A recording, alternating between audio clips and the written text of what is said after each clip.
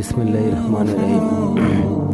নবী করিম সাল্লাল্লাহু আলাইহি সাল্লাম ইরশাদ ফরমাইলেন, যখন আমার উম্মত দুনিয়াকে বড় মনে করিতে আরম্ভ করিবে, তখন ইসলামের মর্যাদা ও গুরুত্ব তাহাদের অন্তর হইতে বাহির হইয়া যাইবে, এবং যখন সৎ কাজে আদেশ ও অসৎ কাজে নিষেধ পরিত্যাগ করিবে, তখন ওহির বরকত হইতে বঞ্চিত হইয়া যাইবে। আর যখন একে অপরকে গালিগালাজ করিতে শুরু করিবে, তখন আল্লাহ তাআলা সৃষ্টি হইতে পড়িয়া যাইবে। দুরূদ।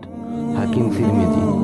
হে জাতির উন্নতিকামী বন্ধুগণ, ইসলাম ও মুসলমানদের উন্নতির জন্য তো সকলেই চেষ্টা করিতেছে, কিন্তু উহাদের জন্য যে সব পন্থা অবলম্বন করা হইয়াছে, সেইগুলি অধঃপতনের দিকে লইয়া যাইতেছে।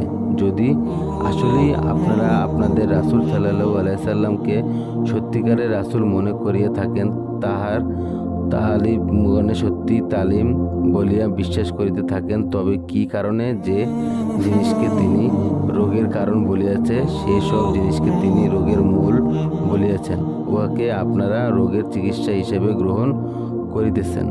নবী করিম সাল্লাল্লাহু আলাইহি সাল্লাম ইরশাদ ফরমাইলেন, কোন ব্যক্তি ওই পর্যন্ত প্রকৃত মুসলমান হইতে পারিবে না, যতক্ষণ পর্যন্ত তাহার খায়েশ ও দিনের অধীন না হইয়া যাহা আমি লইয়া আসিয়াছি। কিন্তু আমাদের অভিমত হইল, ধর্মের বাধাকে মাঝখানে হইতে উঠাইয়া দেওয়া হোক, যাহাকে আমরা অন্যান্য জাতির মতো উন্নত করিতে পারি। আল্লাহ পাক বলেন, অর্থাৎ যে ব্যক্তি আখিরাতের ফসল চায়, আমি তাহার ফসলে উন্নতি দান করি, আর যে ব্যক্তি দুনিয়ার ফসল চায়, আমি তাহাকে দুনিয়ার হইতে সামান্য কিছু দিব, কিন্তু আখিরাতে তাহার কোনো অংশ